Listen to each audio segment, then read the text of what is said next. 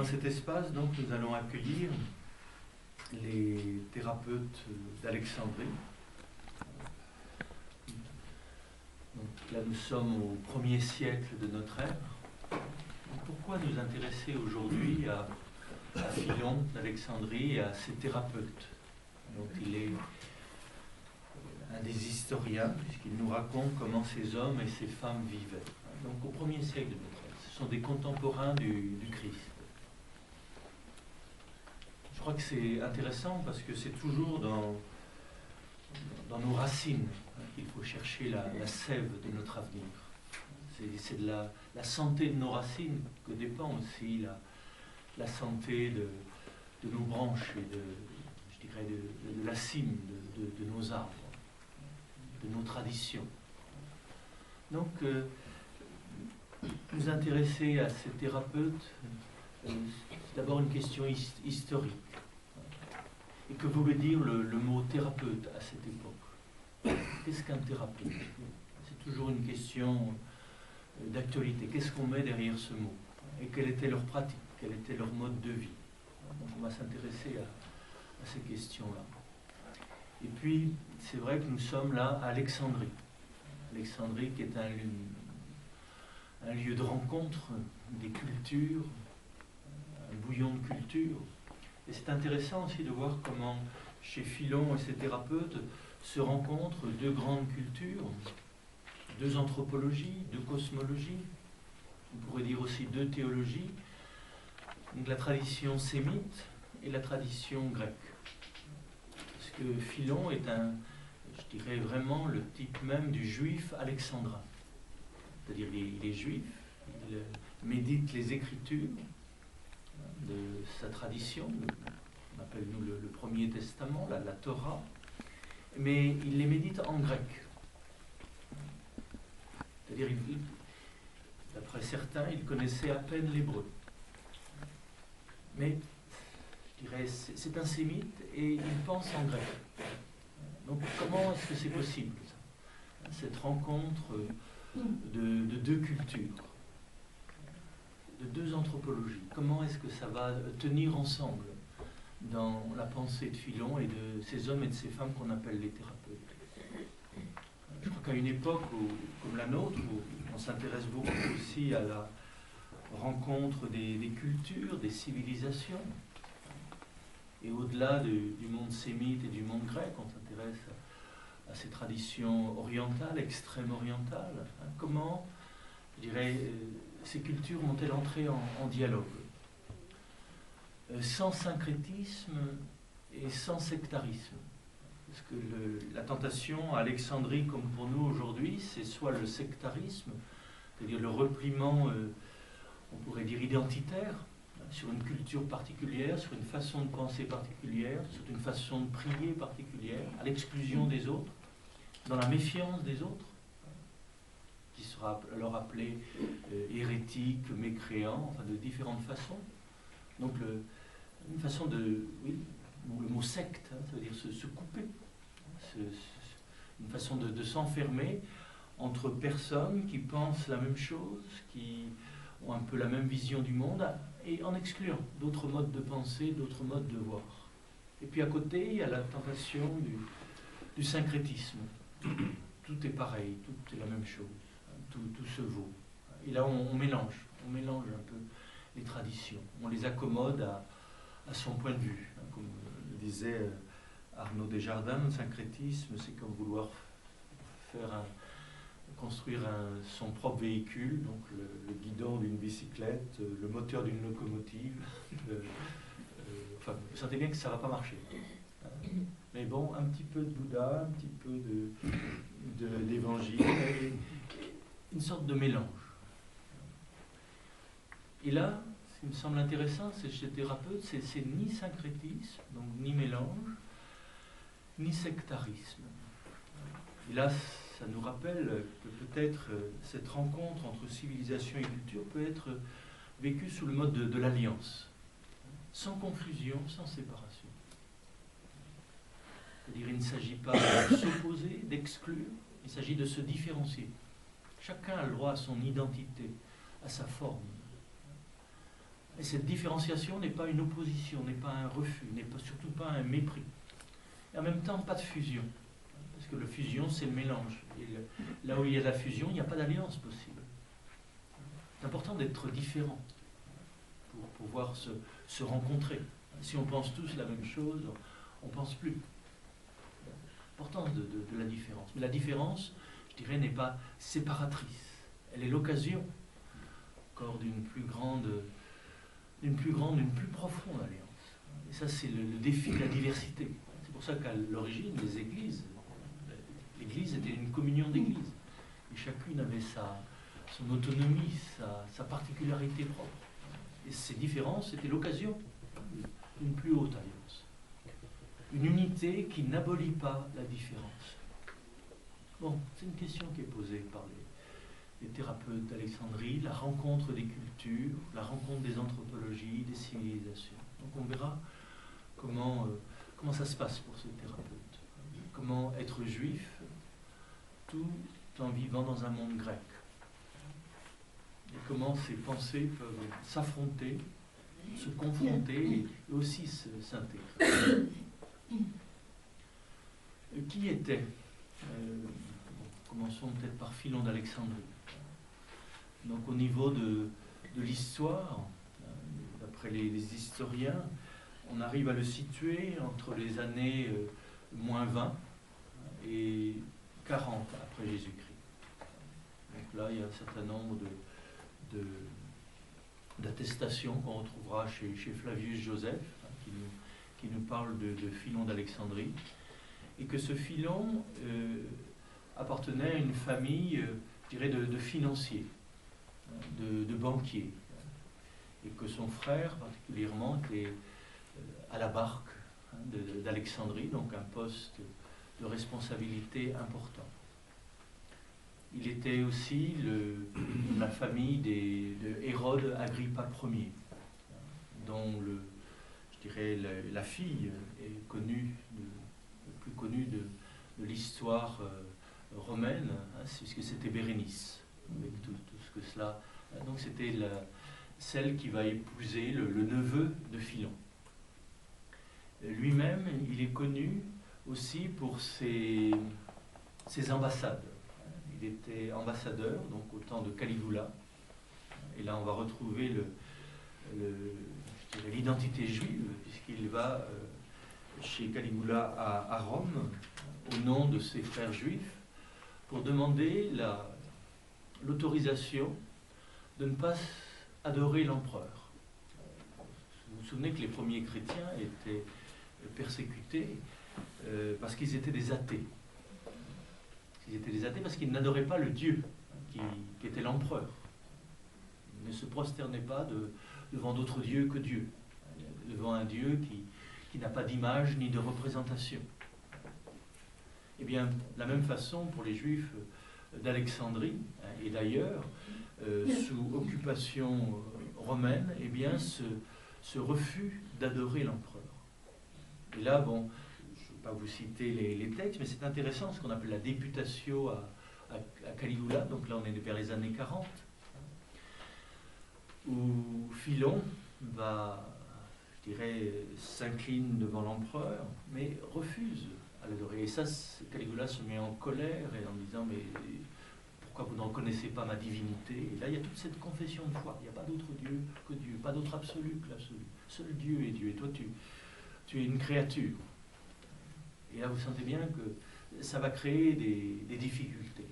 On ne parlera pas de persécution à son égard, mais une forte tension. Et pourtant, donc, il obtiendra de Caligula que les Juifs eh bien, soient exemptés, on pourrait dire, du culte de l'empereur. Et cela, bien sûr, moyennant finance. Donc, encore une fois, tu ne t'inclines pas devant moi, mais ça a un prix. Le prix de cette liberté-là. Bon, ainsi on arrive à situer Philon. Mais Philon n'est pas connu, donc non seulement pour ses questions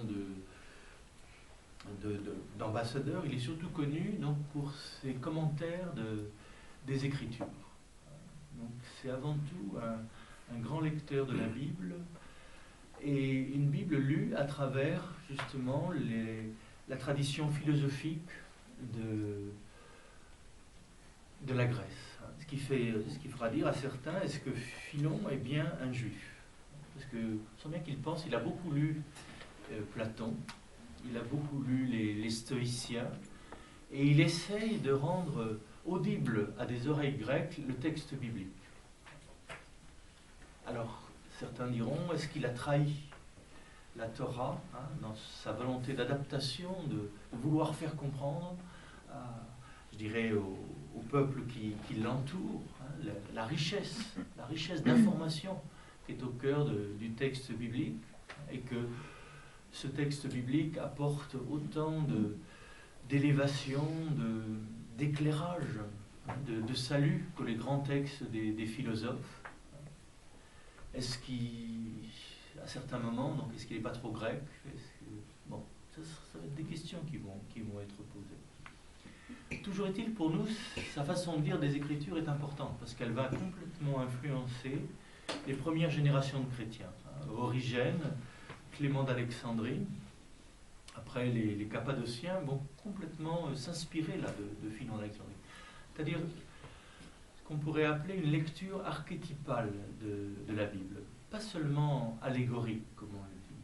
C'est-à-dire que pour Philon, Abraham, Moïse, Jacob sont bien des personnages historiques, mais ce sont aussi des archétypes. C'est-à-dire des archétypes, c'est-à-dire des incarnations, on pourrait dire, d'une certaine qualité d'être et de conscience. Et qu'à ce moment-là, ils ne sont pas simplement des personnages extérieurs, mais aussi des personnages intérieurs. Abraham, c'est non seulement cet homme qui a vécu il y a bien longtemps, mais c'est aussi, Abraham, c'est moi. Et que la vie d'Abraham, ce qu'il a vécu, les étapes de son itinéraire, sont aussi les étapes de notre itinéraire intérieur, de ce chemin de la foi, qui entend une parole qui dit « L'éclaira, va vers toi-même ». Cette parole qui est adressée à Abraham, elle nous est aussi adressée à nous aujourd'hui. Donc c'est ainsi que Philon va lire la Bible. Et c'est ainsi que la tradition chrétienne, je dirais, qui va suivre, lira aussi le texte, non seulement comme un texte historique, la mémoire de nos ancêtres, ce qu'ils ont vécu, mais ce sont aussi des textes symboliques. Ce sont aussi des textes d'images, qu'il ne s'agit pas de lire seulement à la lettre.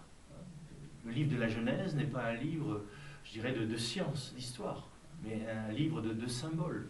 Donc il s'agit bien de replacer ces textes dans leur style littéraire. Et ce sont des textes d'inspiration. Et lorsque, je dirais, devant certaines situations, la raison nous manque, les explications nous manquent, alors c'est le moment d'ouvrir le livre qui va nous parler à travers des images. Et ces images sont des images structurantes. Ce sont des images qui peuvent nous guérir, justement. Le texte biblique nous apporte des informations à travers des images qui peuvent nous restructurer de l'intérieur. Et à ce moment-là, l'exemple d'Abraham, de David, de Moïse, vivant à l'intérieur de nous, peuvent nous remettre en chemin. Donc, Philon peut nous intéresser à ce propos, sa façon de lire et de méditer les Écritures. Il nous intéresse aussi par le récit qu'il nous fait de la vie de ces hommes et de ces femmes qu'on appelle des thérapeutes.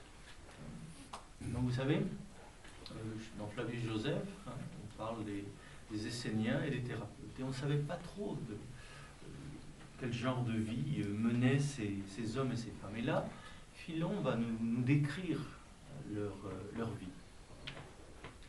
Et c'est intéressant parce que certains se sont demandé, est-ce que les thérapeutes et les Esséniens, c'était la même chose? Et là, on va voir que thérapeutes et Esséniens, c'est assez différent. C'est à la même époque. Prenons juste quelques exemples qui différencient bien les thérapeutes et les Esséniens. Vous savez que pour les Esséniens, il y a cette croyance très forte dans ce qu'on appelle la prédestination. C'est-à-dire, à notre naissance, nous sommes nés fils de lumière ou fils de ténèbres. On n'a pas le choix. Certains diront c'est notre héritage des vies passées, etc. Mais là, on dira que c'est l'élection divine. On est prédestiné dès notre naissance, qu'on ne peut rien y changer. Et donc les élus, les fils de lumière, vont se retrouver donc à Qumran, des lieux que peut-être vous avez visités. Et là, ces fils de lumière préparent leur armée qui auront à combattre les fils de ténèbres. Et ces fils de ténèbres, ce sont aussi ceux qui entretiennent le culte au temple de Jérusalem. Donc ceux qui sont encore dans les ténèbres, je dirais, d'une compréhension matérielle de l'existence, une interprétation matérielle de la Torah. Mais là, eux, ils sont les élus. Et là, on retrouve un petit peu le contexte dans lequel vivait Jésus.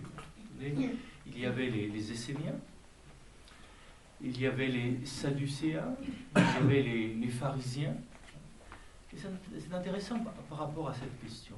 Est-ce que nous sommes prédestinés? C'est-à-dire, quoi qu'on fasse, ça ne changera rien, puisque dès notre naissance, nous sommes programmés, d'une certaine façon, élus ou exclus. Il faut voir comment Saint Augustin, Calvin, un certain nombre de penseurs dans l'histoire du christianisme reprendront un petit peu cette question de la prédestination. Quoi qu'on fasse, de toute façon, on est déterminé. Vous sentez bien que derrière tout ça, c'est la question du déterminisme. Est-ce qu'on est déterminé, je dirais, par notre code génétique, par le programme qu'on a reçu à la naissance, et que ce programme, c'est notre vie qui est déjà écrite. C'était déjà écrit. Il n'y a plus rien à ajouter. C'est écrit dans notre code génétique, dans notre histoire, on est déterminé. Et à côté de ça, il y a l'autre doctrine, qui est plus proche de celle des Sadducéens, qui dira, non, rien n'est écrit, c'est à nous d'écrire. Tout ce qu'on fait, c'est par nos actes précis, que effectivement, on se crée soi-même. C'est assez intéressant chez les Sadducéens. C'est assez proche de certaines positions contemporaines de type un peu existentialiste. On est ce qu'on fait. Et c'est à travers nos actes, à travers nos actions, c'est ça qui nous... On n'est pas du tout déterminé, c'est à travers nos actes de liberté, qu'on devient ce que l'on est. Devient ce que tu es, et c'est par tes actes, par ta propre volonté, ton propre vouloir, tes propres actions que tu deviens ce que tu es. Vous sentez bien? Alors là, vous sentez bien l'opposition qui pouvait exister à l'époque entre Esséniens et Sadducéens, et pourquoi leur exclusion réciproque. Au milieu, il y avait les pharisiens. Et leur doctrine, bien sûr, c'est leur doctrine que Jésus reprendra, et qu'on retrouvera chez les thérapeutes d'Alexandrie. En nous souvenant que l'opposition entre Jésus et les pharisiens, ce n'est pas une opposition à la question de la doctrine. Vous vous rappelez de ce que disait Jésus, faites ce qu'ils disent, mais ne faites pas ce qu'ils font. Faites ce qu'ils disent. Ce qu'ils disent, leur doctrine, là, Jésus semble être en accord. Par contre, ce qu'ils font, c'est la grande différence entre Jésus et les pharisiens, c'est que lui, il fait ce qu'il dit. Et il dit ce qu'il pense, et il pense ce qu'il est. Entre l'être, la pensée, entre la pensée et le dire, entre le dire et le faire, ça ne fait qu'un. C'est l'être unifié, l'être intérieur, l'être extérieur, ça ne fait qu'un. C'est ce qu'on appelle chez les... Alors si c'est des beaux textes du premier christianisme, l'homme perle, c'est-à-dire lumière au dedans, lumière au dehors. Il y a cette transparence entre l'être et la pensée, entre la pensée et la parole, entre la parole et l'acte. Puis vous vous souvenez que chez nous, entre ce qu'on fait et ce qu'on dit, il y a un petit écart. Entre ce qu'on dit et ce qu'on pense, il y a encore un plus grand écart. Entre ce qu'on pense et ce qu'on est vraiment. Vous sentez bien tous ces écarts, tous ces écartèlements aussi. Et nous sommes en chemin vers cette unification. Donc, quand Jésus parle des pharisiens, s'il leur reproche quelque chose, ce n'est pas leur doctrine, c'est leur façon d'agir. C'est l'écart qu'il y a entre une doctrine qui est juste et un comportement qui n'est pas à la hauteur, peut-être, de ce qu'il professe. Donc, qu'est-ce qu'ils professent, les pharisiens? Donc, et ça, encore une fois, ça nous concerne. Souvenez-vous, la question, c'est est-ce qu'on est complètement déterminé à notre naissance, ou est-ce que c'est à travers nos actes, à travers ce qu'on fait, qu'on devient ce que l'on est? Et là, c'est, on dirait, la voie du milieu. L'être humain, c'est un mélange de nature et d'aventure. Donc, nous sommes déterminés par un certain nombre de mémoires, de composantes de notre être. Mais l'orientation que l'on va donner à ce paquet de mémoires dont on hérite à notre naissance, ça c'est notre affaire. L'homme est un mélange de déterminisme et de liberté. On n'est pas complètement libre, parce qu'on appartient tous à, je dirais, à une famille, à un transgénérationnel, à une culture, à une civilisation. Et là, bon, je dirais, l'inventaire de tout ce qui nous détermine, de tout ce qui nous conditionne, je dirais, on le connaît assez. Et ce qu'il faut rappeler aussi, c'est qu'au cœur de tous ces déterminismes, il y a cette liberté, c'est-à-dire cette orientation que l'on donne à, je dirais, à notre vie. Pour prendre une image un petit peu simple, ça ne dépend pas de nous d'être du marbre ou de l'argile. Mais la forme qu'on va donner à ce marbre et à cette argile, ça c'est notre affaire. La forme qu'on va donner. Donc là, les thérapeutes d'Alexandrie, eh bien, à la suite, enfin, dans le même contexte, on pourrait dire que Jean-Baptiste, justement, pourquoi est-ce qu'il n'était pas un Essénien? C'est que Jean-Baptiste pensait qu'on peut changer, qu'on peut se convertir, qu'on a, je dirais, l'enchaînement des causes et des effets, hein, ce que en Orient on appelle le karma. On n'est pas complètement déterminé par cet enchaînement de causes et d'effets. On peut se convertir, on peut changer. Pour les Esséniens, on ne peut pas changer. Donc là, vous sentez bien, les thérapeutes ne sont pas des Esséniens.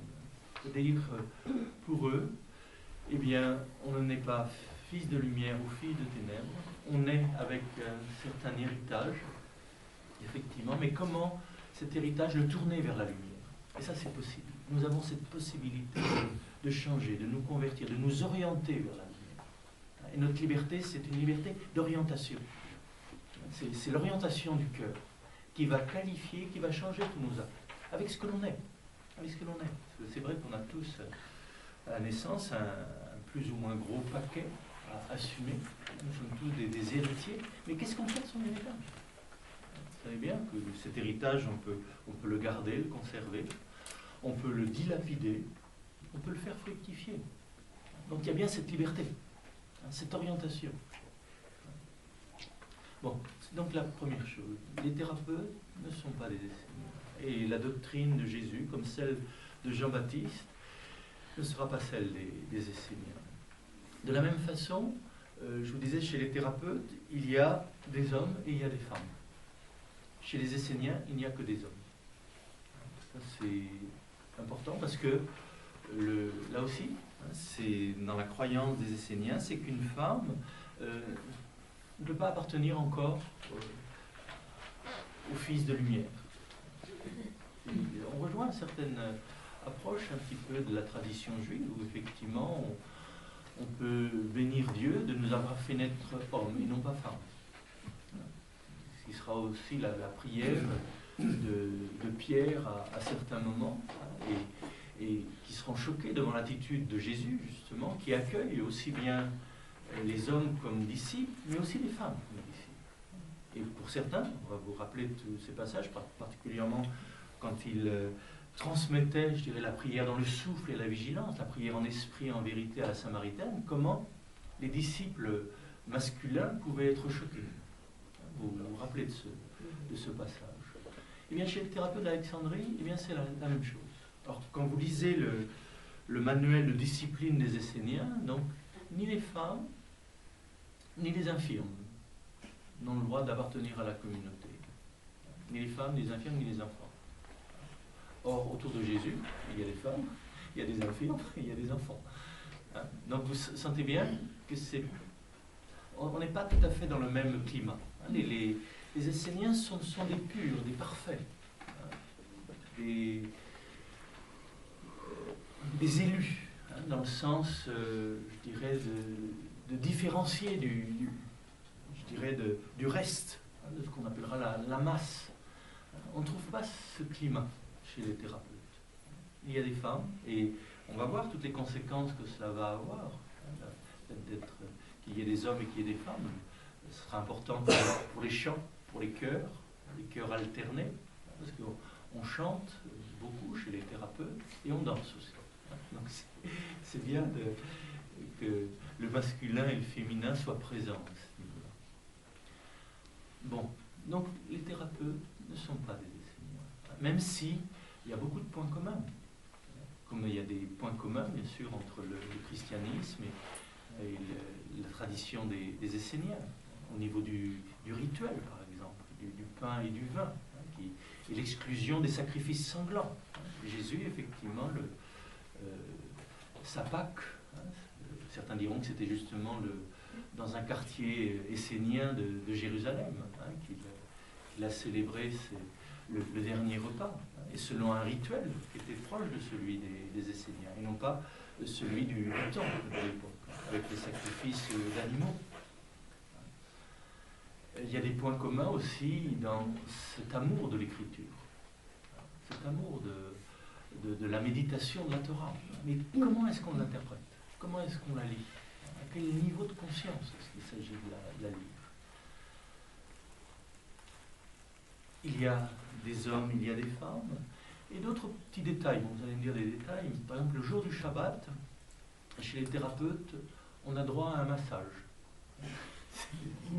Chez les Esséniens, ça non. Et un massage qui est un massage sacré, parce que c'est une onction d'huile. Et vous savez que ce thème de l'onction, ce mot onction va donner le nom de Meshiach. Le mot Christos, en grec, traduit l'hébreu Meshiach. Et qu'est-ce que c'est que le Meshiach, le Messie? C'est celui qui a reçu l'onction d'huile. Celui dont le corps a été assoupli par l'huile pour que ce corps devienne docile, je dirais, à l'inspiration de l'esprit.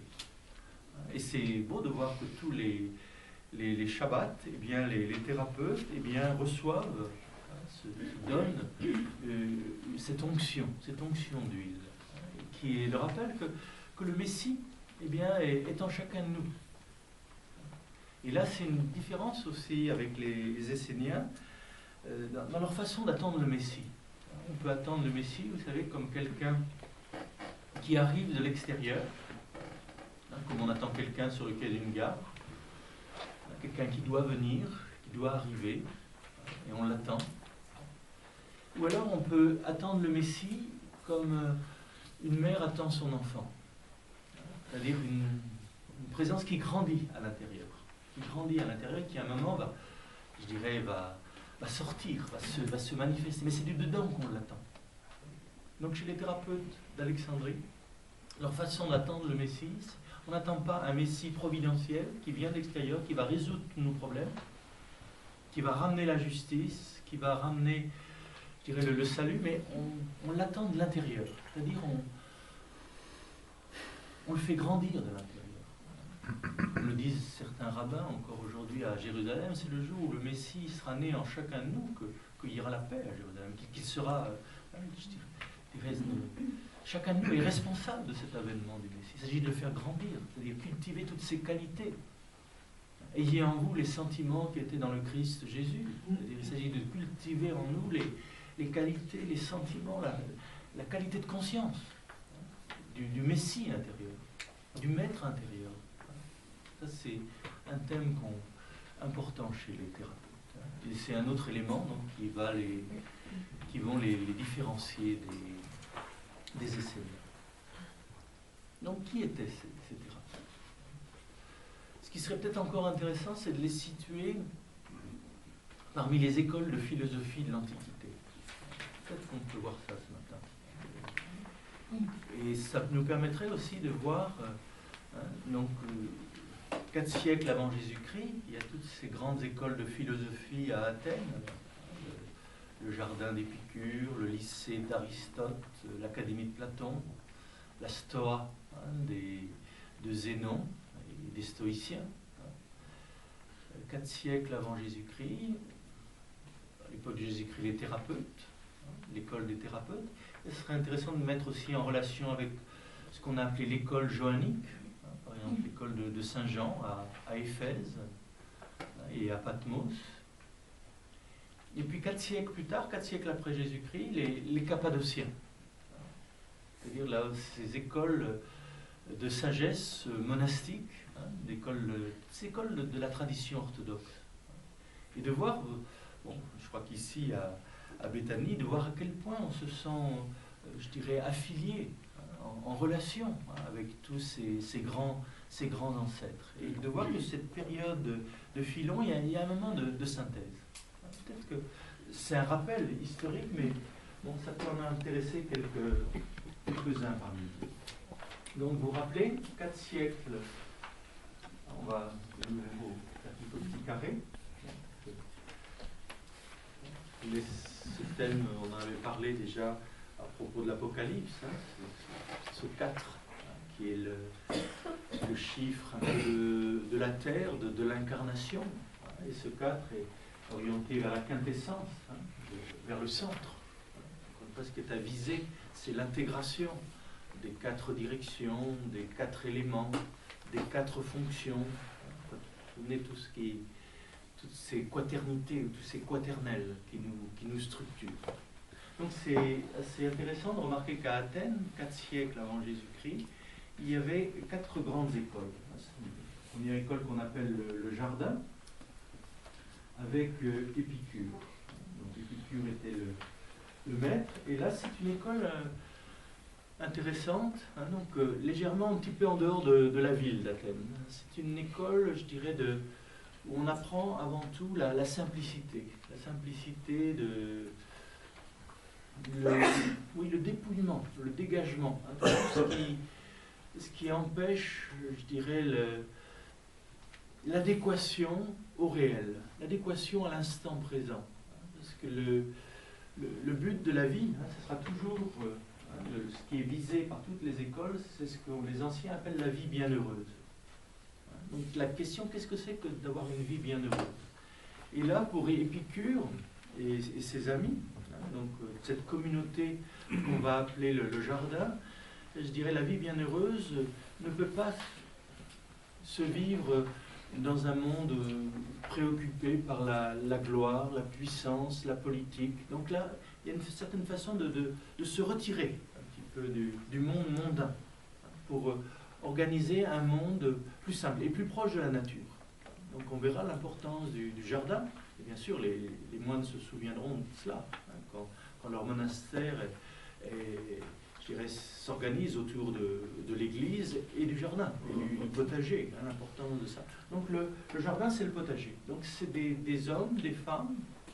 Chez Épicure, il y a des femmes, ce qui sera moins le cas chez Platon et chez Aristote. Donc chez Épicure, il y a l'importance du masculin et du féminin. On se retire un petit peu à la campagne pour mener une vie simple, certains diront même très austère. Alors là, c'est vrai qu'aujourd'hui on entend le mot épicure, épicurien. Si vous regardez les textes, vous verrez que le régime des épicuriens, c'était plutôt le pain et l'eau. C'était vraiment très, très austère, très, très fruste. C'est vraiment la simplicité de la vie. Ne pas s'encombrer. Ne pas s'encombrer, une vie vraiment désencombrée. Et aussi au niveau de la pensée, être désencombré du désir. Il y aura cette opposition chez Épicure entre le plaisir et le désir. Le désir nous vole le moment présent. Il s'agit d'être présent à ce qui est présent, et ne pas se préoccuper du lendemain. Et puis, ce qui sera important aussi dans le jardin d'Épicure, c'est l'amitié. L'amitié et l'étude, l'étude de ce que peut être un comportement juste pour mener une vie bienheureuse. La vie bienheureuse, qui est, là aussi, on oublie de le dire chez Épicure, c'est la vie des dieux. Les dieux étant pour lui un peu les archétypes de la perfection, de la tranquillité, pour arriver à cet état qu'on appellera l'apatheia. L'apatheia qui n'a rien à voir avec l'apathie, apathie en français maintenant, c'est plutôt ramolli. Parce que l'apatheia, c'est un état de non-passion, apathé. Et là, bon, vous vous souvenez, les Cappadociens et Vagre le Pontique se souviendront beaucoup de ça. L'état d'apatheia, qui est un état proche de la théosis, de la divinisation, c'est-à-dire un état sans passion. Donc c'est le retour à la nature. Souvenez-vous, toutes ces anciennes écoles philosophiques, ça c'est Pierre Hadot qui l'a bien montré dans ses études, ce sont des écoles dans lesquelles on entre en changeant de vie. On y entre par la conversion. Ce sont des modes de vie. Pour nous, philosophie, aujourd'hui, c'est un petit peu de la spéculation. Dans l'Antiquité, c'est une autre façon de vivre. On est insatisfait de sa façon de vivre, eh bien, il s'agit de changer de toute façon. Et là, il y a différentes écoles qui se proposent à nous, hein, des lieux de vie. Et en changeant de mode de vie, peut-être qu'on connaîtra la vie bienheureuse. Donc le jardin d'Épicure, hein, au IVe siècle. À côté de cela, il y a aussi le lycée, donc là Aristote. En nous souvenant que le lycée, c'est... Alors là, on reste dans la ville d'Athènes. On ne quitte pas la ville, il s'agit de trouver la vie bienheureuse au cœur même, je dirais, du monde dans lequel nous sommes. Vous sentez les nuances qu'il pourrait y avoir entre ces différentes écoles. Là, il n'y a pas à quitter le monde, mais il y a au contraire à le comprendre et à le mettre à sa place. Souvenez-vous, pour Aristote, le sage, c'est celui qui met chaque chose à sa place. C'est celui qui remet de l'ordre, remettre de l'ordre en soi-même. Et là, ce qu'on appellera l'ascèse, c'est pas simplement un travail de simplification, c'est aussi cela, mais l'ascèse, c'est un travail bien ordonné sur soi-même. Remettre de l'ordre en soi-même. Se remettre en harmonie avec l'univers, avec les rythmes qui sont dans la nature, mais se remettre aussi en harmonie avec les autres et en harmonie avec soi-même. Ce sens de l'harmonie, c'est un terme qui va revenir souvent. Et pour Aristote, la vie bienheureuse, c'est pas simplement un mode de vie simple à la campagne, délivrer du superflu, dégager du désir, pour mieux goûter le plaisir de chaque instant. Pour Aristote, la vie bienheureuse, c'est aussi à travers la connaissance. L'être humain, je dirais, son plaisir, hein, c'est pas simplement le plaisir d'être, le plaisir d'exister, hein, comme le disait Épicure, hein, le pur plaisir d'exister. C'est ce qui est magnifique d'ailleurs, apprendre ce pur, le simple fait d'être là, avoir du plaisir à être là. Et on verra que les moines retrouveront ce sens, le plaisir d'être là, parce que notre être là, c'est le don de Dieu. Ce dont ne parle pas Épicure, mais à sa façon, il peut s'approcher je dirais, de la grâce d'être. Il ne parlera pas de grâce d'être, il parlera du plaisir d'être, du plaisir d'exister.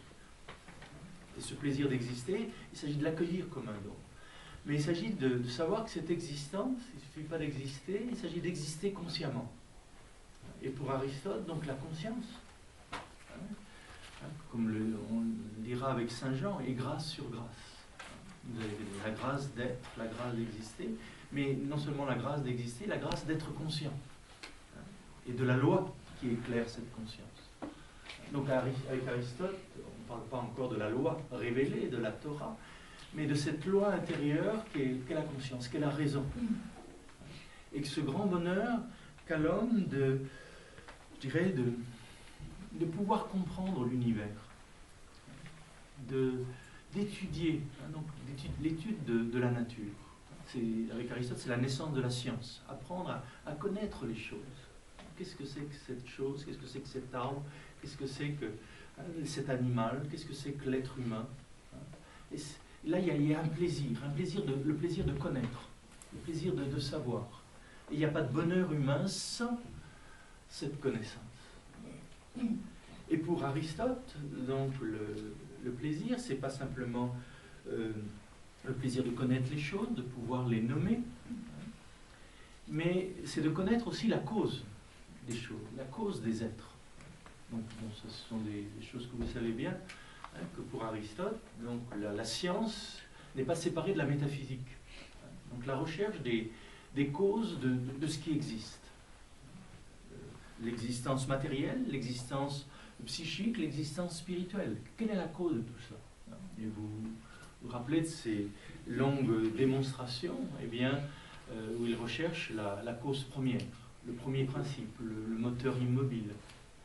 Ce moteur immobile à la source de tout mouvement, dont se serviront cette philosophie d'Aristote que reprendront les scolastiques au Moyen-Âge, et particulièrement Thomas d'Aquin. Donc pour lui, la science débouche sur la contemplation. Et que c'est dans cette contemplation qu'est la vie bienheureuse. Dans la contemplation de notre cause première, de ce qui nous fait exister. Non seulement de voir les choses, mais de les voir, je dirais, dans leur origine. Qu'il appellera Dieu, mais souvenons-nous que le Dieu dont il parle, ce n'est pas le Dieu révélé dans le Premier Testament, dans la Torah, dont parlera Philon d'Alexandrie, mais c'est le Dieu cause, premier principe, origine de tout ce qui vit et respire. Mais qu'il y a une véritable contemplation, et que c'est un grand bonheur, et que le bonheur du sage est de contempler l'origine des mondes. Qu'est-ce qui en nous est à l'origine de notre pensée? La pensée de la pensée. Qu'est-ce qui en nous est à l'origine de notre souffle? Qu'est-ce qui en ce moment nous fait respirer? Qu'est-ce qui en nous qu'est-ce qui fait croître les arbres? Qu'est-ce qui fait courir l'animal? Qu'est-ce qui fait se lever le soleil? Donc là, vous sentez bien qu'à l'époque où on se situe, ce type d'approche va être important parce que c'est le rappel que le soleil n'est pas un dieu, que la terre n'est pas un dieu, une déesse. Donc, toutes ces déesses, mais ce sont je dirais, des manifestations de l'être. Donc il s'agit de vénérer toutes ces manifestations de l'être, mais ne pas oublier la cause invisible, irreprésentable, innommable de tout ce qui vit et respire. Bon, là nous sommes avec Aristote. Donc la vie bienheureuse que nous cherchons tous, autrefois comme aujourd'hui, eh bien, certains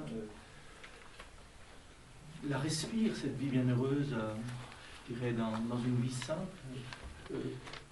Le jardin d'Épicure, ça ressemble beaucoup à ce que dit Pierre Rabhi aujourd'hui, ce qu'il appelle la sobriété heureuse. Je crois que là, au niveau du... Quand je parle d'Épicure, je parle des textes d'Épicure, les lettres à Ménécée et tout ça. Je ne parle pas de ce qu'on en a fait. Et comment, à certaines époques, l'épicurisme est devenu symbole un petit peu de luxure, de laisser aller, de faire n'importe quoi, ou de jouisseur. Quand vous regardez la vie des premiers épicuriens, enfin, en tout cas au jardin, 4 siècles avant Jésus-Christ, ça n'a rien à voir. C'est vraiment la vie simple, la sobriété heureuse. Et que pour Épicure, encore une fois, le plaisir, c'est l'arrêt de la souffrance. Je dirais c'est très basique. Ne plus souffrir. Physiquement, psychiquement, spirituellement. Et ça, je dirais, dans un certain moment dans notre vie, c'est important. La seule chose qu'on demande à Dieu, c'est d'arrêter de souffrir, d'arrêter d'avoir mal. Rien que ça, l'arrêt de la souffrance. Et ça, si vous avez connu que ce soit des maux de tête ou des choses comme ça, quand ça s'arrête, c'est là qu'on peut... Quelque chose de la vie bienheureuse est là. Arrêter de souffrir, arrêter d'avoir mal. Pour Aristote, c'est pas tout. Pour lui, la pire souffrance, c'est une souffrance à laquelle on ne peut pas donner de sens. Ça aussi, je crois que c'est vrai. La pire des souffrances de la scène. Et celle dont on ne trouve pas la cause. Pourquoi est-ce qu'il m'arrive ceci? Pourquoi est-ce qu'il m'arrive cela? Pourquoi est-ce que je souffre? C'est important de rechercher les causes. C'est comme ça, à partir de ça qu'on peut faire un diagnostic. Quelquefois, la cause nous manque. Et que la cause, je dirais, il n'y a pas de cause matérielle. Il n'y a pas de cause matérielle. Quelquefois, on souffre dans certaines situations de douleur dont on ne connaît pas la cause. Et que là, peut-être qu'il s'agit d'entrer dans une profonde contemplation. Et que la cause, je dirais, ce n'est pas la conséquence de nos actes. C'est ce qu'aura à vivre Job. Ce qui lui arrive, ce n'est pas de sa faute. Et c'est ça qu'il aura à lutter devant nous en disant ce qui m'arrive, c'est pas juste. Je dirais qu'on récolte les conséquences de nos actes, et quelquefois on récolte les conséquences qui ne sont pas de nos actes. Et la cause ne s'explique pas par le comportement qu'on a eu dans une petite enfance, par la vie transgénérationnelle, par toutes les explications psychologiques. Voilà. La cause nous échappe. Peut-être qu'il s'agit de la chercher ailleurs. Et qu'à ce moment-là, la cause de notre mal, eh bien, fait partie aussi d'un plan qui est au-delà du psychique. Et que peut-être c'est notre participation à la rédemption du monde. Bon, là, il faut faire attention quand on emploie ces termes. Mais c'est vrai qu'il y en a parmi nous qui souffrent, qui ont mal, et c'est pas leur histoire. C'est pas l'histoire de leur famille. Ça appartient, je dirais, à l'humanité actuelle. Ils sont un lieu de somatisation.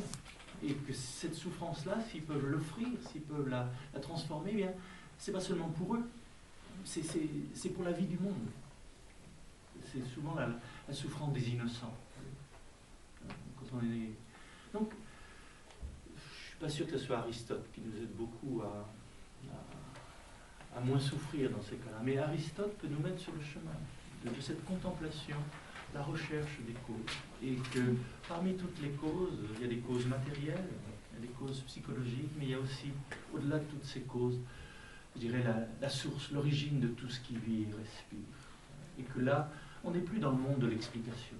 Vous sentez bien que le type de conversion vers lequel peut nous conduire Aristote, mais ce n'est pas toujours comme ça qu'on le lit, parce qu'on le lit comme un penseur uniquement rationnel, à l'origine de la science, à l'origine des observations. Mais en tant que contemplatif, il nous conduit, je dirais, vers ce qu'on pourrait vraiment appeler une métanoïa. C'est-à-dire qu'effectivement, il y a un moment, on n'est plus dans le monde de l'explication. Et c'est important là aussi pour les thérapeutes. C'est-à-dire qu'un bon thérapeute, c'est pas seulement quelqu'un qui explique pourquoi vous avez mal. C'est un bon médecin normalement. Et dans un premier temps, je crois que c'est important d'expliquer pourquoi on a mal, comment ça se passe, le fonctionnement. Mais il y a un moment où ce n'est pas d'explication dont on a besoin de sens. Je ne sais pas si vous sentez la différence. Et le sens, c'est au-delà de l'explication. Je ne sais pas pourquoi j'ai mal, pourquoi ça m'arrive, etc. Mais ça a du sens. Et un sens que je ne peux pas expliquer. De la même façon, quand on aime quelqu'un, si on explique trop pourquoi on l'aime, c'est dangereux. C'est que quand à ce moment on arrive, comme le disent les Montaigne, parce que c'est lui, parce que c'est moi. C'est au-delà des explications qu'on peut en donner. Parce que si on aime quelqu'un parce qu'il est joli, parce qu'il est intelligent, parce qu'il est riche, ceci ou cela, vous savez bien, le jour où il sera plus joli, où il sera plus... Est-ce que tu m'aimeras encore quand ceci, quand cela? Vous sentez bien que c'est fragile. Tant qu'on sait pourquoi, parce que. Mais il y a quelque chose qui est au-delà de l'explication. Bien de la même façon, au niveau des mots qui nous arrivent, il y a quelque chose qui est au-delà de l'explication. Et là, il faut aller peut-être rechercher dans la cause première, dans l'origine de tout ce qui vit et respire, et se faire confiance. Encore une fois, et ça c'est ce que disait Aristote, que la vie nous veut du bien. Et que quelque part, le principe de vie nous veut vivants. On dirait à travers la mort, à travers cette souffrance, à travers ceci. Peut-être pour me montrer que la vie est encore plus forte que ça, plus forte que cette absurdité que j'ai à travers ça. Et que le sens, alors vous sentez bien, là, ces deux types de...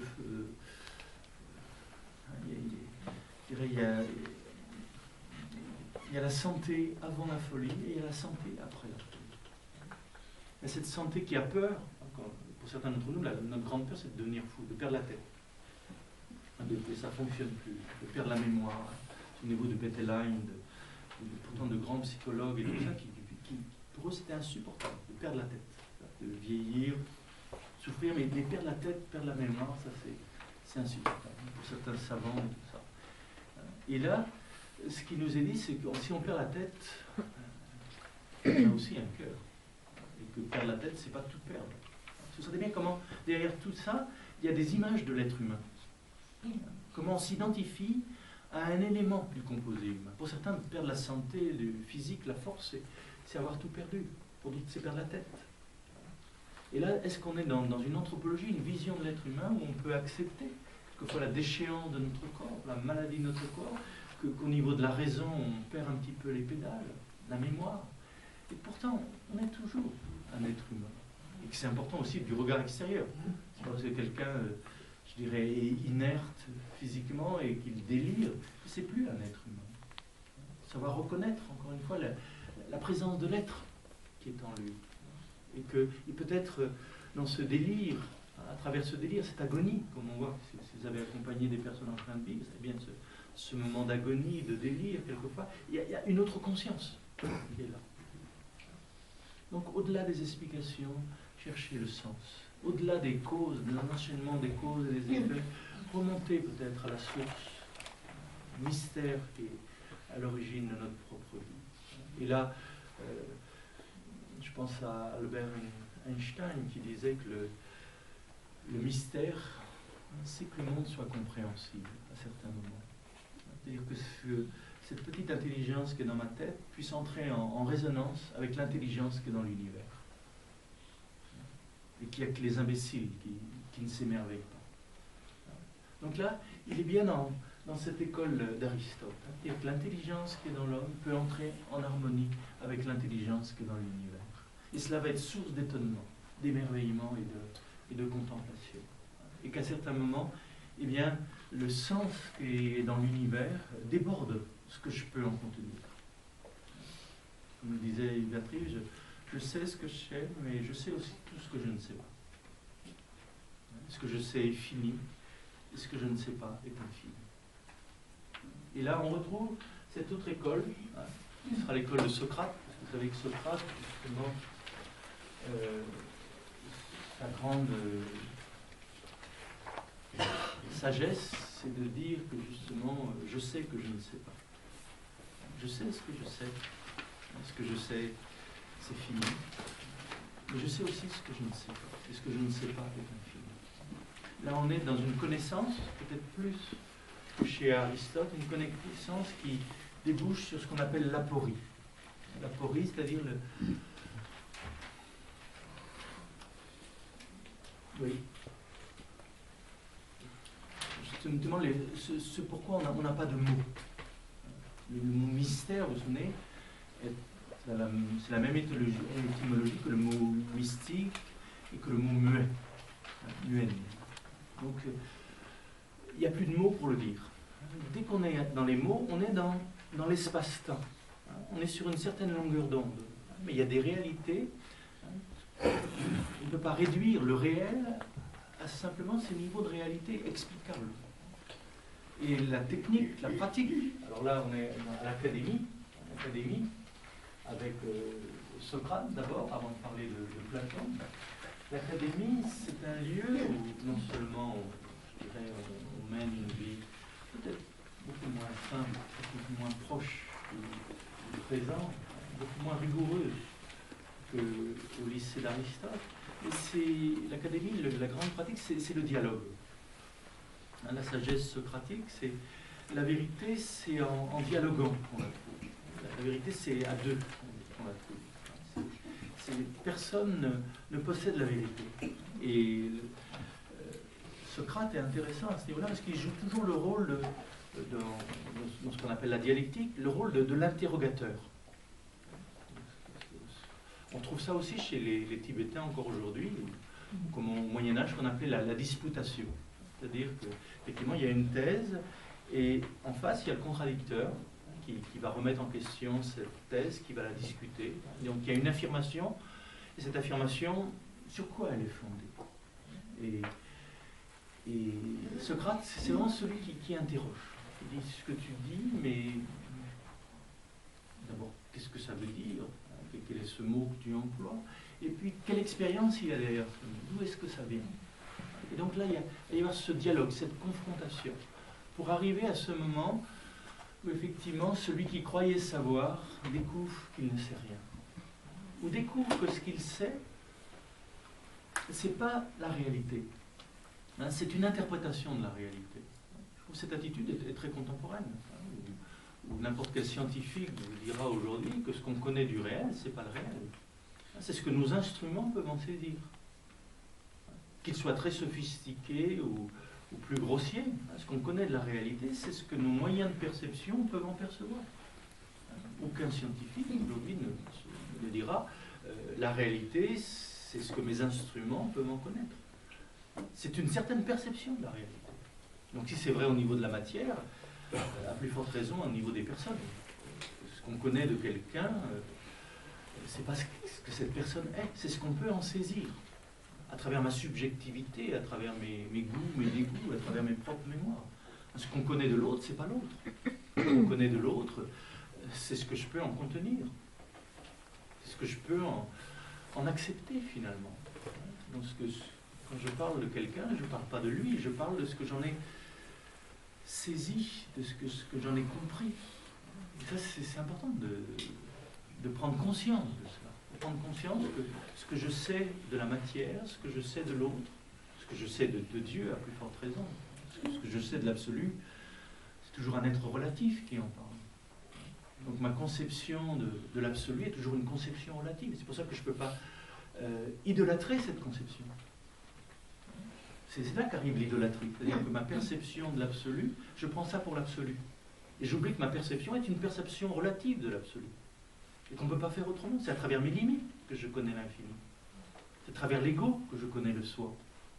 C'est toujours à travers ces limites-là. Et si je comprends ça, eh bien, je ne peux plus imposer aux autres mes limites. Je ne peux plus imposer ma représentation de Dieu. Parce que Dieu est infiniment plus que ce que je peux me représenter. Il est au-delà de tout. Donc là, on est dans la démarche de ce temps, bien sûr, qui sera reprise par les pères de l'Église. C'est toute cette grande tradition apophatique. De Dieu, on ne peut pas dire ce qu'il est. C'est-à-dire simplement, il n'est pas. Il n'est pas fini, infini. Il n'est pas relatif, absolu. Il n'est pas dans le temps, éternel. Vous sentez bien? On ne dit pas ce qu'il est, on dit ce qu'il n'est pas. Il est au-delà de tout ce qu'on peut en savoir. Donc il y a l'ébauche, je dirais, de cette vision dans la démarche de l'académie. Donc ce questionnement. Et là, bon, on retrouve bien sûr, vous sentez bien comment Philon va s'inspirer de cette approche, parce que c'est aussi la tradition rabbinique. Il s'agit de questionner. C'est ce qu'on appelle la lecture infinie. C'est-à-dire chaque mot a 78 niveaux de sens. Il s'agit de creuser, de chercher le chiffre à l'intérieur de la lettre, et la lettre à l'intérieur du chiffre, et le sens, et les relations. C'est vraiment une quête. L'important, là, c'est demeurer en état de question. La quête. Là, vous sentez bien? On va se différencier un petit peu du jardin, parce que là, on est vraiment dans le désir. Et c'est vrai que l'école de Platon, vous vous souvenez du banquet, on n'est plus dans le climat platonicien, c'est vraiment le désir, et le désir du beau, le désir de la beauté. Comment à partir de la beauté de la nature, de la beauté des corps humains, eh bien, on va s'élever à la vision de la beauté qui informe ces corps, ce qu'on appelle l'âme, l'animation, l'information. Qu'est-ce qui rend le corps vivant? La beauté qui rend ce corps cosmique, ce corps humain, qu'est-ce qui l'anime? Donc la beauté des corps, et là il faut bien partir du corps. C'est pas du tout nier le corps, mais c'est ne pas être arrêté par cette vision du corps. C'est tout le sens de l'éros au sens platonicien. Donc ce désir, donc non seulement des beautés visibles, mais dans le visible, voir l'invisible. Par exemple, vous vous en souvenez, notre vie, on ne la voit pas. Ce qu'on voit, c'est la manifestation de la vie. Donc chez Platon, il y a ce désir, je dirais, de voir l'invisible, de voir ce qui anime les corps cosmiques, humains, toutes les différentes dimensions du monde matériel. Et de s'élever ainsi, de degré en degré, vers la vision de la beauté première, la beauté originelle. Donc là, on est bien dans une démarche contemplative. Et ça, ce sera repris aussi par les néoplatoniciens, où les néoplatoniciens sont un peu les spécialistes des échelles vers le paradis, des échelles où, à travers différents degrés, on s'élève vers la beauté première. Et ce qui est intéressant dans ces échelles, c'est qu'on part vraiment des réalités concrètes.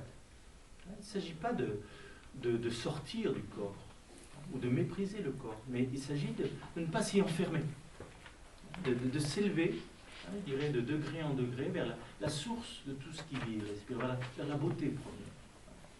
Et c'est dans la contemplation de cette beauté première, encore une fois, la vie bienheureuse, c'est la contemplation de la beauté divine, de ce qui est à l'origine de tout ça. Et cela, on y entre, je dirais, en état d'aporie, c'est-à-dire, ça c'est les termes philosophiques, dans le terme religieux, on dirait, c'est tout le sens de l'adoration.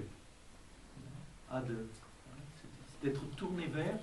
L'adoration, c'est avoir l'esprit, je dirais, c'est l'état de la plus grande ouverture. L'ouverture à l'ouvert. L'adoration, ce n'est pas la direction de mon intelligence vers un objet particulier ou un Dieu que j'ai objectivé. Ça, c'est l'idole. Mais c'est demeurer dans cet état d'ouverture. On pourrait dire que c'est la conscience de la conscience. Ce n'est pas la conscience d'un objet de conscience, mais c'est la pure conscience, c'est-à-dire vraiment l'état d'ouverture. Et c'est dans cet état d'ouverture que l'être humain trouve la vie bienheureuse. C'est là que son être fini entre dans l'infini. C'est là qu'est la théosis au sens platonicien du terme. Mon être fini s'ouvre à l'infini. Et c'est pour cela aussi que dans cette approche, eh bien, la mort, qu'est-ce que c'est? C'est la perte de nos limites. Il y a en nous cet infini, mais cet infini, nous le connaissons à travers nos limites, dans nos limites. Et les limites sont quelquefois étroites, un peu serrées, un peu fatiguées, un peu douloureuses. Le moment de la mort, c'est où on perd ses limites. Et là, on entre dans la réalité telle qu'elle est. On entre dans la lumière. On vient de la lumière, on retourne à la lumière. En faisant l'expérience de la matière. Entre les deux, il y a le monde dans lequel nous vivons. Mais mourir, c'est perdre nos limites. C'est pour ça que la mort dans cette vision n'est pas du tout une catastrophe, mais au contraire un moment de libération. C'est la libération de ce qui nous enfermait, la libération de ce qui nous limitait. Et on entre dans cette vision de l'infini. Bon. L'académie. Et la quatrième école, ce qu'on appelle la Stoa. La Stoa, si vous êtes allé à Athènes, ce sont les portiques. Le Stoa, c'est les portiques. Et là, c'est là que se réunissaient, donc nous sommes toujours en ville, se réunissaient Zénon, et ceux, par la suite, on va appeler les stoïciens. Donc pour eux, qu'est-ce que c'est que la vie bienheureuse? Les stoïciens ont un grand culte pour ce qu'on appelle le logos. Comme chez Héraclite, 6 siècles avant Jésus-Christ, 6 siècles avant Saint Jean à Éphèse, parlait beaucoup du logos. Le logos est l'information créative. Pour Héraclite, comme pour Zénon, comme pour les stoïciens, le logos, c'est ce qui tient toutes choses ensemble. C'est un lien. Sans logos, notre corps se dissout. Qu'est-ce qui tient ensemble nos atomes? Qu'est-ce qui tient ensemble nos molécules? C'est le logos. Et on va le retrouver bien sûr dans l'évangile de Jean, le prologue de Saint Jean. Par lui tout existe, sans lui rien. Sine ipso nihil, comme le dit la traduction de la Vulgate. Sine ipso nihil. Sans lui, sans le logos, rien. C'est ce que dira Jésus, sans moi vous ne pouvez rien faire. Sans moi le logos. C'est pas le moi de Jésus de Nazareth, c'est le moi du logos intérieur, celui qui tient ensemble tous nos atomes, toutes nos molécules. Et la vie bienheureuse, donc là je vais un petit peu rapidement, pour toutes ces grandes écoles, on pourrait rester pour chacune de ces écoles, peut-être non seulement un week-end, mais pour certains c'était toute leur vie. Donc pour la Stoa, quelle est la vie bienheureuse? Eh bien c'est d'harmoniser notre vie, notre comportement avec ce logos. Ce logos, quelquefois on lui donne le nom de nature. C'est la nature. Et donc la conversion, et là, souvenez-vous de cette belle définition de Saint Jean Damascène de la conversion. C'est le retour de ce qui est contraire à la nature vers ce qui lui est propre. Donc, Jean Damascène, Donc là, on est au 8e, 9e siècle, donc un des pères de l'Église importants. Donc la conversion, c'est le retour de ce qui est contraire à la nature vers ce qui lui est propre. On pourrait dire que c'est une parole de stoïcien. Retrouver notre véritable nature. Retrouver le logos. Et le malade, le malade mental, le malade, c'est celui qui est alogos, c'est celui qui a perdu son logos. Et qu'on verra que dans la pratique de Jésus, à travers ses paroles, à travers son enseignement, mais à travers ses gestes, il remet les personnes dans leur axe, dans le logos. L'étymologie du mot péché, donné à Martia, c'est être à côté de son axe, c'est viser à côté. Et Jésus nous remet dans notre logos, nous remet dans le logos, nous remet en lui. C'est-à-dire ce logos qui relie le ciel et la terre, qui relie le monde de la création avec son créateur, qui nous fait retrouver notre verticale, notre axe. Nous sommes désaxés. Donc pour les stoïciens, la souffrance, le malheur, c'est avoir perdu son axe. Il s'agit de notre véritable nature. Et le bonheur, la vie bienheureuse, c'est vivre en accord avec le logos, en accord avec cette loi intérieure. Et ce qu'il appellera aussi le Dieu intérieur. Des textes, enfin là c'est pas Zénon, mais chez Épictète, des textes vraiment assez magnifiques, dont vont s'inspirer bien sûr les pères de l'Église, quand ils parlent du Dieu intérieur. Si tu savais que Dieu est à l'intérieur de toi. Comme une mère, quand elle sait qu'elle porte un enfant, il y a un certain nombre de gestes qu'on ne peut pas faire. Une certaine façon de marcher, une certaine façon d'être. Si on savait que Dieu est vivant à l'intérieur de nous, il y a un certain nombre de gestes, d'actes qu'on ne pourrait pas faire. Être à l'écoute de ce logos intérieur, de cet enfant intérieur, de ce logos. Et que c'est là que va être la joie et la vie bienheureuse pour Zénon et les stoïciens. Et qu'ils vont insister là-dessus, ce qu'on ne peut pas enlever à l'être humain, donc on peut être malade, on peut souffrir, mais on ne peut pas enlever à l'être humain sa volonté de faire le bien. Je trouve que c'est intéressant, c'est-à-dire que là, on est vraiment dans une école où on insiste beaucoup sur la volonté. On ne peut pas vous enlever, on ne peut pas nous enlever notre volonté de faire le bien. On ne fait pas le bien, on se sent en désaccord, on se sent à côté de la plaque, en dehors de notre axe, mais il y a en nous ce désir du bien, ce désir du logos. Et c'est être fidèle à ce désir, ne pas céder sur ce désir de faire le bien. Encore une fois, le bien qu'est-ce que c'est? Le bien, c'est ce qui nous informe, c'est d'être en conformité avec la nature. Bon, là, vous sentez bien, ceux qui connaissent bien les textes chinois, c'est être en harmonie avec le Tao. Que c'est là la vie bienheureuse. Être en harmonie avec la vie qui se donne, avec ce mouvement de la vie qui se donne. Donc, s'il y a en nous ce désir, quelles que soient les errances, on retrouvera toujours notre axe. Donc l'importance d'entretenir en nous ce désir, cette volonté. Et même si tout s'y oppose, eh bien, ça on ne peut pas nous l'enlever. Donc Zénon, les stoïciens insisteront beaucoup là-dessus. Donc, 4 grandes écoles.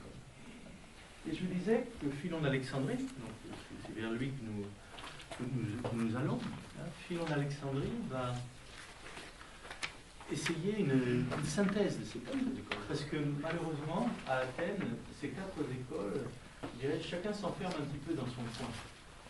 Chacun, les épicuriens sont dans leur jardin, et de temps en temps, ils se moquent beaucoup des académiciens, parce qu'ils disent qu'eux, avec leur désir du beau et tout ça, ils s'empoisonnent la vie. Nous butons vraiment l'instant présent.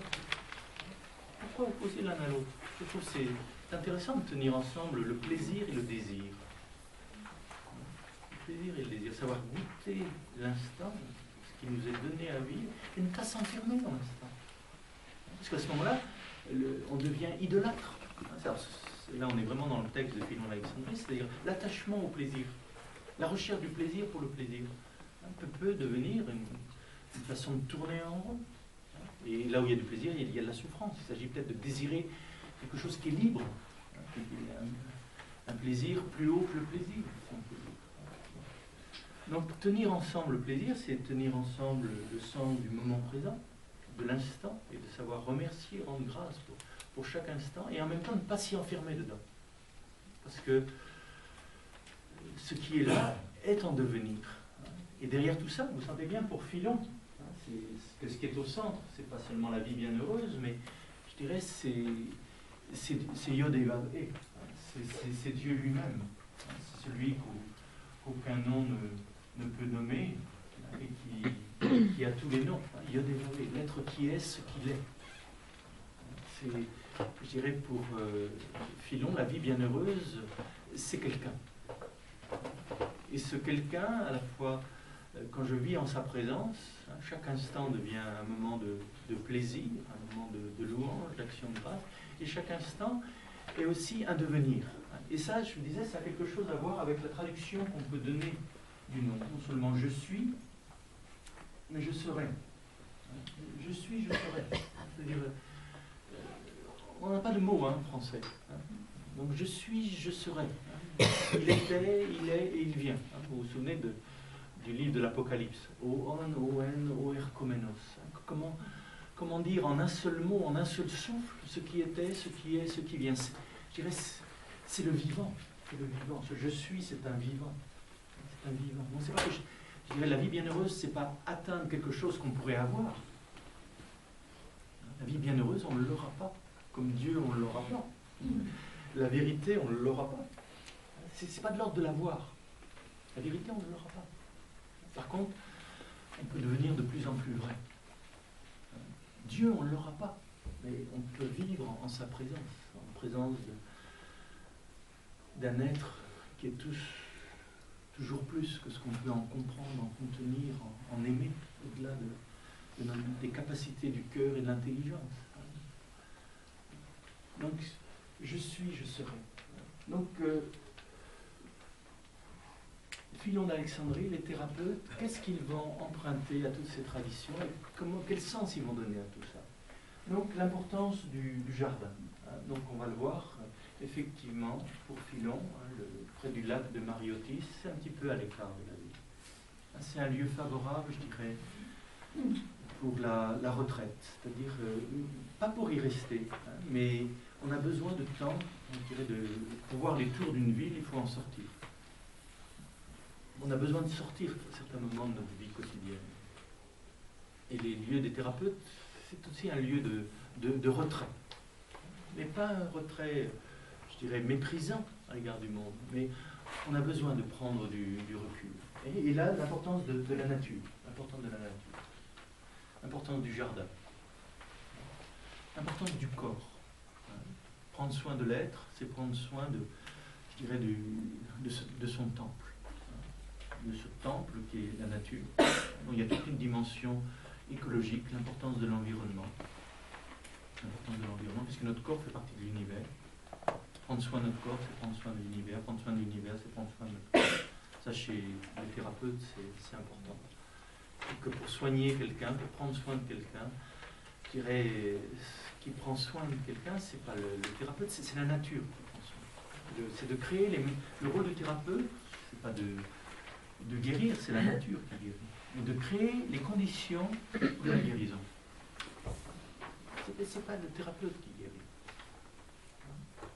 C'est la nature qui guérit. Et l'importance du lieu où on accueille quelqu'un qui est en souffrance. L'importance donc de cette dimension du jardin, de l'écologie, de la beauté du lieu, de l'environnement. Donc ça, on y revient. Prendre soin du corps. Et chez les thérapeutes aussi, l'importance de l'étude. L'importance de l'étude. Et là, c'est pas seulement le livre de la nature, on en parlera, l'importance du livre de la nature, mais c'est aussi le livre des Écritures, l'étude de la Torah. Apprendre à lire la Torah et à l'interpréter à différents niveaux. Parce qu'on le verra, le thérapeute est un herméneute. C'est-à-dire être thérapeute, c'est savoir interpréter un certain nombre de symptômes, un certain nombre de situations de maladie. Et comment apprendre à interpréter, à lire les événements à différents niveaux? Eh bien, en étudiant les Écritures. De voir que chaque verset d'Écriture a différents niveaux d'interprétation. Ça nous aidera à interpréter aussi les événements et interpréter les songes. On verra l'importance des songes chez les thérapeutes d'Alexandrie. Donc l'importance de l'étude de la Torah, des textes philosophiques anciens, bien sûr, et que là c'est l'originalité de Philon, de pouvoir lire ensemble les philosophes grecs et la Bible, et que au lieu d'y voir des oppositions, de voir qu'il y a un seul logos, une seule information créatrice. Et cette information créatrice parle à travers la nature, elle parle à travers les Écritures, et elle parle aussi à travers la bouche des sages, comme elle parle à travers la bouche des prophètes. Mais il s'agit de recueillir toutes ces informations pour qu'elles nous conduisent vers l'unique, vers l'un, vers celui qui est et qui sera, vers la réalité. Cette réalité qui, plutôt ce réel, qui anime tous les niveaux de réalité. Donc l'importance de l'étude, l'importance aussi de la contemplation, de la célébration, de l'adoration. Donc là, je dirais cette dimension érotique de l'être humain, ce désir du beau, ce désir de, non seulement, il y a un désir d'avoir ceci ou cela, mais un désir qui n'est pas comblé par un objet du désir. Ça, on y reviendra, de savoir qu'il y a dans l'homme un désir, je dirais, qui ne peut être comblé par aucun objet du désir. Ce n'est pas un désir de quelque chose. Il y a en nous un désir infini que l'infini seul peut combler. D'où l'importance de la célébration, du psaume, l'importance de la louange. Que l'être humain ne s'accomplit qu'à travers la louange. Ça, on le reverra dans la communauté johannique, à quel point c'est important. Pour Saint Jean, dans le livre de l'Apocalypse, effectivement, les quatre vivants, je dirais, leur métier, c'est de bénir, de louer. Que je dirais, l'être humain ne s'accomplit que dans la louange. Je me souvenais de cette parole d'un ami athée qui me disait vraiment ce qui est dommage quand je suis en présence de quelque chose de beau, que j'ai personne à qui remercier. C'est cette dimension de la louange. Donc là, chez les thérapeutes d'Alexandrie, ça va être important. Non seulement donc, ils cultivent leur jardin, ils se soignent physiquement, avec les plantes, avec un tas de pratiques, de massage, de respiration, etc. Ils étudient la Torah pour comprendre le sens de l'existence, au-delà des explications, et cette dimension de la louange. Et puis, un élément qui sera important aussi chez les thérapeutes, c'est l'éducation de la volonté, l'orientation de la volonté. Le péché, c'est les thérapeutes, c'est la perte de l'orient, c'est la désorientation. On a perdu notre orientation de notre aide vers la lumière. Quelle que soit notre ombre, quelle que soit notre souffrance, l'important c'est l'orientation vers la lumière. Retrouver notre boussole intérieure, retrouver notre centre. Là aussi, ce sera donc un thème important. Donc, chez les thérapeutes d'Alexandrie, ces quatre grandes écoles d'Athènes ne s'opposent pas les unes aux autres, mais au contraire, sont vécues comme complémentaires dans la recherche non seulement de la vie bienheureuse, mais de l'être qui est la source de cette vie bienheureuse, la source de la vie. C'est non seulement la vie que l'on cherche, le vivant, mais la source même de la vie. Yod Eva Ve, l'être qui est ce qu'il est. Et qui va se révéler, donc là on verra dans la communauté johannique, à travers le visage du Christ. Où là, la vie bienheureuse, ce sera vivre avec quelqu'un, et quelqu'un qui n'est pas une abstraction, mais qui a pris un visage. Mais pour le moment, donc, on en est à ce niveau-là. Je vois qu'il est déjà 10h30, ça serait bien ce moment d'appel, de repos. Mais bon, avant d'aller nous aérer, juste un petit moment de méditation. On va essayer d'intégrer ce que l'on vient d'évoquer.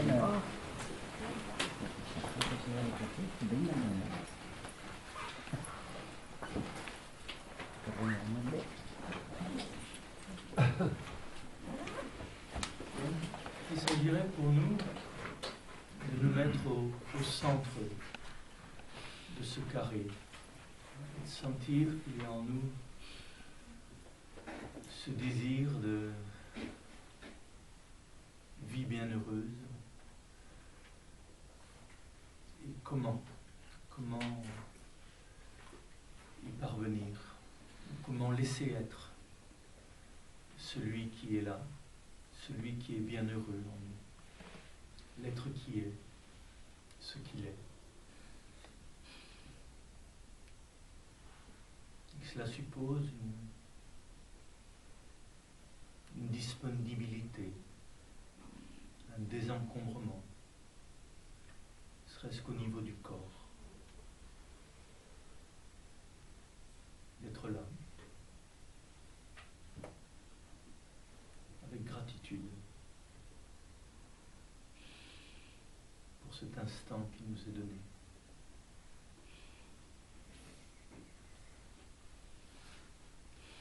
Et cet instant est orienté, tourné vers la lumière, inspiré par le souffle même du vivant.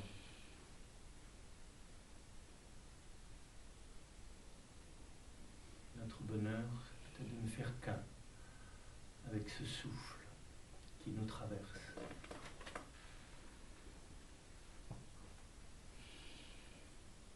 Au-delà de toutes les représentations que nous pouvons en avoir.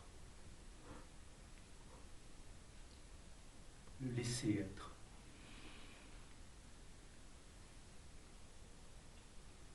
Demeurer en lui comme lui demeure en nous.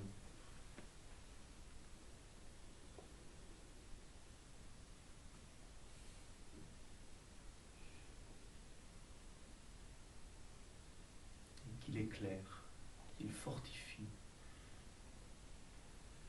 qu'il sanctifie nos intelligences, notre affectivité, notre sensorialité.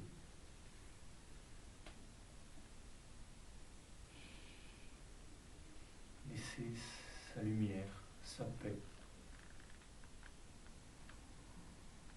habiter toutes les dimensions de notre humanité.